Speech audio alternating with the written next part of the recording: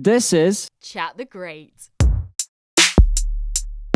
mean, you manage Lou Reed, which is absolutely incredible. Like, I'm a big fan of Lou Reed, so that's like amazing. Like, how was it managing him as an artist?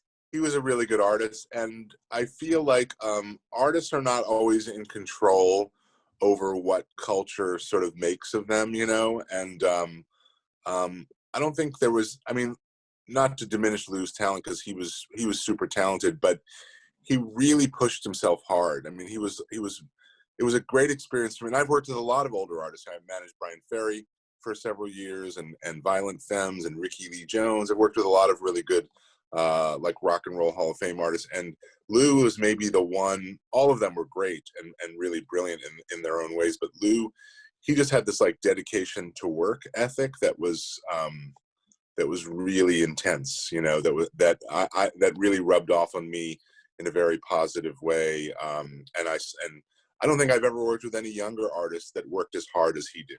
Not even one, you know. And he was an old man. I worked with him essentially the last 10 years of his life. And he worked on, like, he would always have 1,000 different projects going on at the same time. And he had a very active mind and very active dedication to work ethic, you know. And he would always tell me the story. I think he repeated it a few times as he was getting older, but he would always tell me the story about Andy Warhol was his original manager. You know, that Andy Warhol managed the Velvet Underground originally, and he would tell me that Andy would stroll into the factory someday in the 70s, and Andy would say, "Well, Lou, like, how many songs did you write yesterday?" And Lou would say, "Well, I did one, and I kind of started another." And then Andy would say, "You lazy piece of crap. I did 170 paintings yesterday." Because, you know, Andy used to have like his assistants. He didn't actually do a lot of those pieces of art.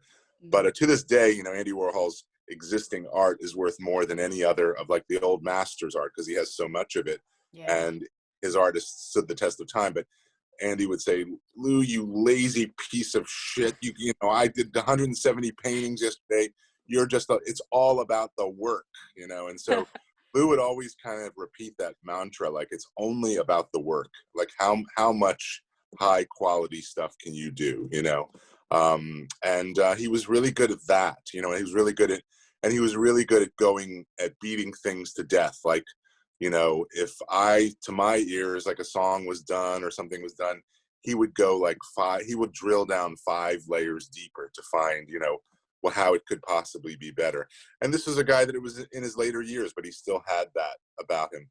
And there were other things about him that were at times maddening. And, you know, he was sort of like, he lived in my neighborhood here in Manhattan. So I saw him a good amount, and he was kind of like a son and a father at the same time. You know, he was like he was exactly my dad's age.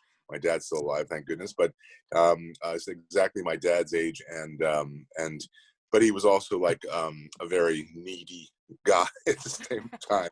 But it was a wonderful experience for me, because he was truly a perfectionist. Like, I could do 99 things correctly, and then the one thing I might have forgotten or did wrong, he would catch it almost every time. He was really whip smart in that way. So in that way, it was like a great experience for me, and made me a much better manager for sort of younger acts that I developed, like the Gaslight Anthem or Against Me or other bands like that over the years that I developed. I feel like it made me have a higher degree of success and dedication to what I was doing, knowing that and Brian Ferry and some of these other people were similar in their own ways. Mm-hmm. Just seeing how those people got to be where they are, and the sort of personality and work ethic and focus and dedication that they all had, you know.